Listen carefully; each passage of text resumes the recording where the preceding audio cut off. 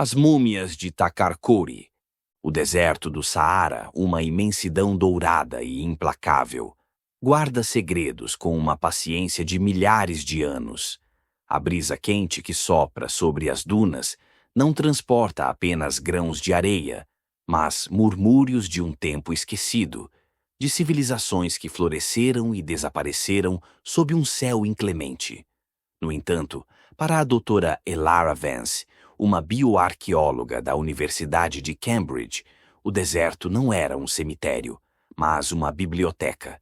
Ela e sua equipe de pesquisadores, formados por geólogos, antropólogos e historiadores, haviam acampado na região de Takarkori, um oásis de história no meio do que hoje é o Saara Central. Há cerca de 7.000 anos, aquele lugar não era um deserto. Era uma savana verdejante, cheia de vida, com lagos e rios, onde a vida humana floresceu em harmonia com a natureza. A equipe estava ali para procurar respostas, mas o que encontraram enterrado na areia iria reescrever a história de uma era.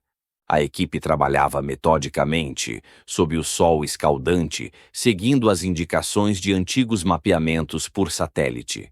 A sorte, ou talvez o destino, os levou a um abrigo rochoso, um refúgio natural contra a brutalidade do sol. Em vez de ferramentas de pedra ou fragmentos de cerâmica, como esperavam, o que Elara descobriu foi muito mais precioso. Sob uma camada de pedras e terra compactada, havia 2 corpos, mumificados naturalmente, preservados pelas condições secas e áridas do local. Eram os restos mortais de 2 mulheres, enterradas com cuidado e reverência. A emoção no acampamento era palpável. Encontrar múmias em um deserto onde as condições climáticas são adversas à preservação de corpos era uma raridade. Mas o verdadeiro tesouro não era a conservação, mas o que os corpos podiam contar. Com a precisão de um cirurgião, a equipe retirou os corpos do local e os transportou para o laboratório de campo. O mundo da ciência estava prestes a ser virado de cabeça para baixo. Nos meses seguintes, a equipe trabalhou incansavelmente. As múmias foram batizadas de Takarkori I e Takarkori II. Através de sofisticados equipamentos, os cientistas extraíram amostras de tecido ósseo e muscular. O próximo passo era o mais crítico, a extração do DNA. O ambiente quente e seco do deserto é um inimigo natural para a preservação genética. O DNA se degrada rapidamente, tornando a análise praticamente impossível em muitos casos. Mas, para a surpresa e alegria de Elara, o DNA das 2 múmias estava incrivelmente bem preservado. O trabalho foi meticuloso. Cada fragmento de DNA foi sequenciado e analisado. Os resultados começaram a chegar, e eles eram intrigantes. As 2 mulheres tinham uma ligação genética. Elas eram da mesma família, talvez irmãs ou primas. Seus genomas completos, uma raridade em descobertas tão antigas, revelaram um mapa genético que não se encaixava em nenhuma teoria existente sobre a migração humana no norte da África. Por décadas, a comunidade científica acreditava que o Saara, na sua fase de savana, serviu como uma ponte, um corredor de migração que permitiu a passagem de povos do Oriente Próximo para o norte da África.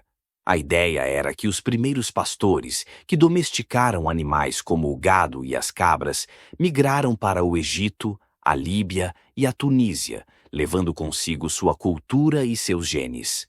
A pastorícia, uma das inovações mais importantes da história humana, seria então um legado dessa migração. Mas o DNA das múmias de Takarkori contava uma história diferente.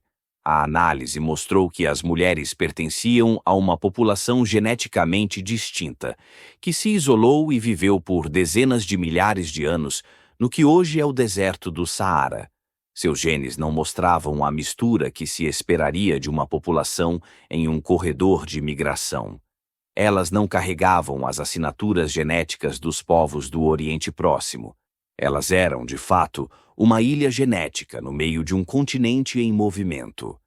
Elara e sua equipe ficaram chocados. A descoberta derrubava uma teoria amplamente aceita. Se o Saara não era um corredor de migração, como a cultura da pastorícia se espalhou por toda a África? A resposta estava nos detalhes da descoberta. As múmias, ao lado de objetos e artefatos, mostravam sinais de contato cultural. Embora geneticamente isoladas, elas tinham acesso a novas tecnologias e ideias. A teoria de Elara começou a se formar. A pastorícia não foi trazida por um influxo de novos povos, mas foi adotada e adaptada por meio de um intercâmbio cultural.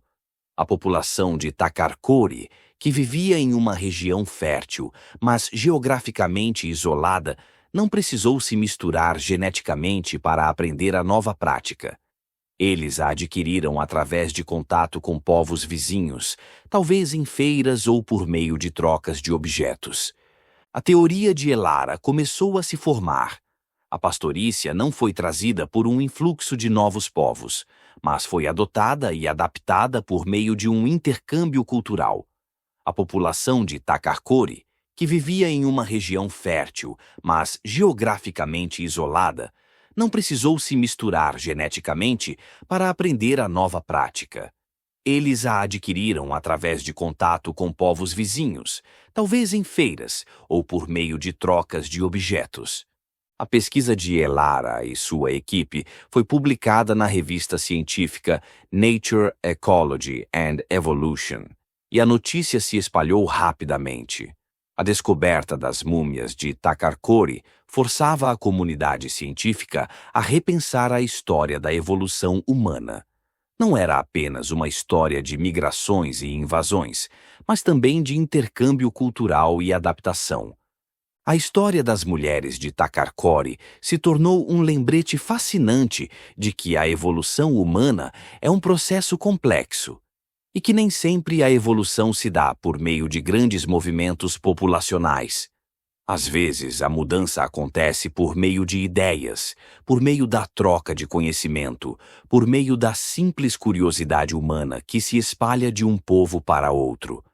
A descoberta de Takarkori I e Takarkori II nos ensinou que as barreiras geográficas não impedem a troca de conhecimento. Mesmo em um ambiente isolado, como era a savana saariana há 7.000 anos, o ser humano encontrava formas de se conectar, aprender e evoluir. As duas múmias, que um dia foram mulheres de uma tribo isolada, agora eram mensageiras de uma nova forma de entender a nossa história. O Saara, que já foi um mar de areia, revelou ser um vasto oceano de sabedoria. E o segredo de Takarkori, um segredo de 7.000 anos, finalmente estava à nossa disposição.